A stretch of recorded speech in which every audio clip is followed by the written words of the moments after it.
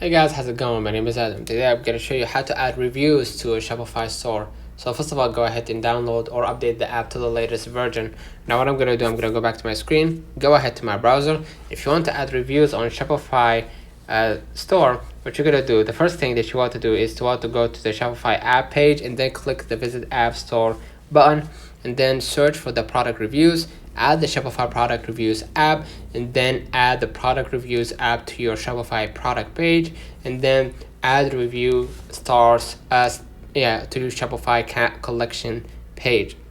So if you want to add product reviews to your Shopify website, so basically a review will help increase or boost your sales on Shopify.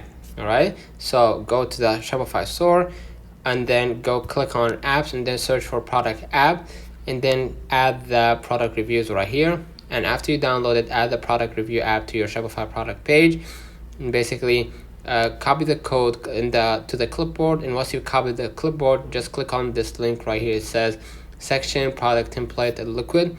And basically, after you've done that, scroll a bit down.